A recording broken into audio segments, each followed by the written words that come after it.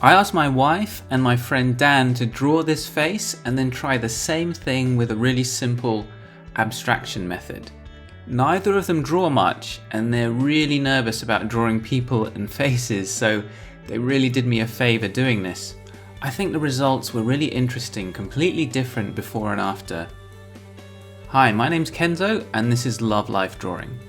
So Lucy, my wife, she doesn't draw much at all, but when she does draw something, I often think it looks good and that she's got untapped talent.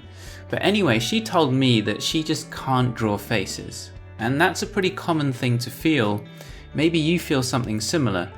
This is her drawing the face without any guidance. The drawing came out quite nice, but it's a little bit flat. The lines are quite tentative. The shading's a bit nervous, so it came out really light. You can barely see it, and the proportions are quite off. Faces hold so much meaning and our eyes register so much information from them. It's easy to get overwhelmed when you're drawing them. So it can be really powerful to just bypass all of that and not try to draw the face at all. So next I asked Lucy to draw the face with this method. Now I know it sounds kind of crazy, but the exercise is to forget the eyes and the nose and the mouth and all of that. Just truly and completely forget it. Forget that it's a face. We talked about a few ways to do that in our foreshortening series, which you should check out if you haven't already. Now for this exercise, we're going to simplify the light and dark we see into abstract shapes.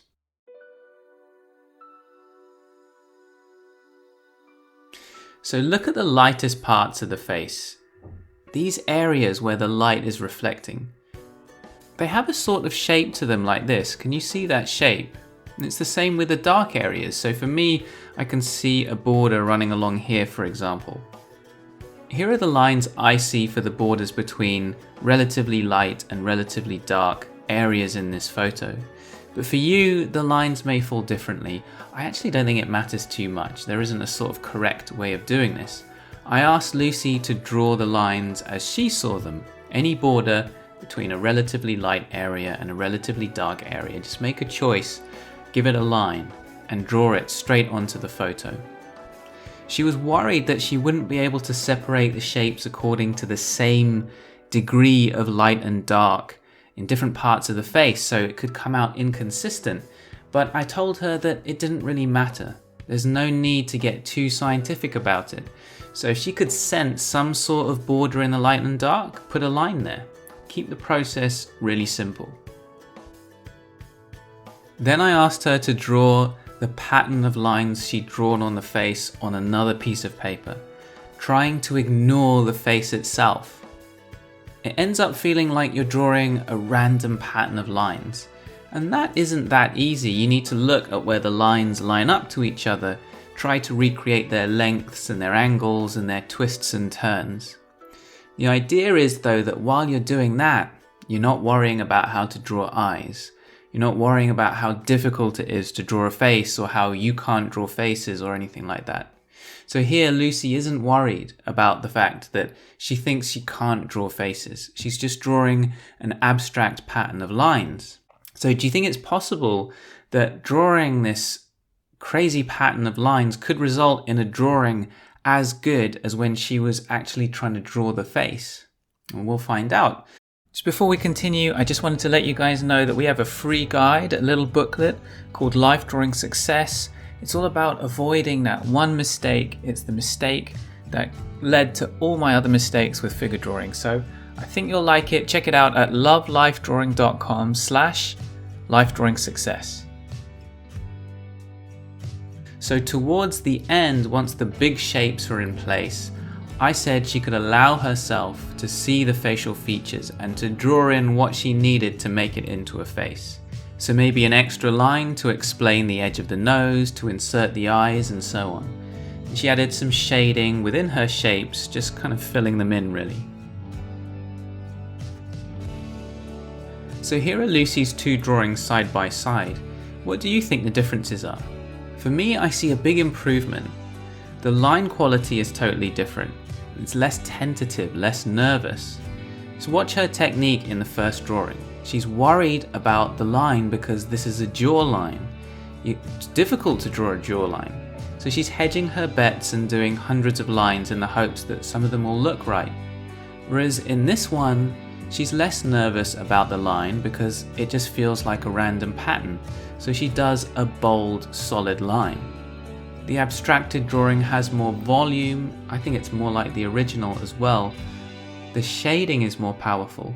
Filling in shapes, a kind of random set of shapes, is a lot less nerve-wracking than getting the subtle tones of the cheeks correct. And that's why we always talk about mindset. All this mindset stuff, it's not just wishy-washy stuff that's less important than hard technique. Your mind and the confidence or the anxiety that you feel is having a huge impact on every technique that you use. It's changing the line quality, the proportions, the tones, the gesture and movement, everything. Now this is all an exercise. In life drawing, you won't be drawing straight onto a photo first. But if you can start to see these shapes enough that you can draw them onto the photo, then you can also start to capture those shapes straight onto the paper in your drawing. And eventually you'll be able to remove that step of having to draw onto the photo and just include these as part of your drawing process. This isn't the only skill that you're going to need. Obviously, there's also the gesture and the structure and the other things that we talk about. But I think it's really useful to find exercises that help you to isolate individual skills rather than trying to tackle them all at once. I really want to avoid this tutorial confidence killer syndrome where you watch a tutorial with an artist who has loads of muscle memory and the equivalent of muscle memory in their eyes for observing, and then they do the exercise and it looks great. And then you feel like you've understood it, you try it yourself and it doesn't work like in the video. So that's why I asked Lucy to do it, so we could see how it actually goes if you haven't done this exercise ever before. And just to make sure that we really found out how this goes in real life, I also asked my friend Dan, who's even less experienced with drawing, to do the exercise as well. And I'd really love to know, by the way, if you like this approach of including examples from people who don't have lots of experience, so that the tutorial's honest, so that we really know what it's like to do this and we can see what goes well and what goes wrong in reality. So the first thing that happened was that his first drawing, was actually a lot better than he thought it would be, and he said it was more fun than he thought it would be. So that's a very positive outcome. Then he did the abstraction exercise and he did a really good job. But one thing I noticed while watching the video of him drawing was that drawing the pattern of seemingly random lines can be tricky, especially when a line goes off on its own, when it's not got other lines around it, not got much context. Because these lines don't have much to gauge how far they should go. They don't have much to align against or measure against. And another thing that can happen that results from that is that you establish a line that can go a bit wrong, but then you feel like everything else you put down after that should conform to that line. So if the line's too long, everything gets stretched out to fit onto it. So I said to Dan to see what happens if he tried it again, but if a line that he's put down looks a bit wrong as he adds more information, he didn't need to make everything stretch to fit his first line.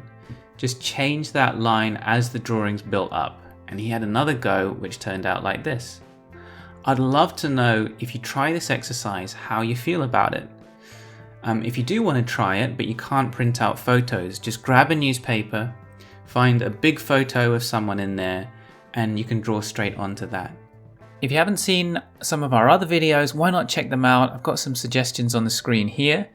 And if you haven't subscribed, then definitely hit the subscribe button, because we have a lot of great stuff coming out over the next few months. Thank you guys so much for watching.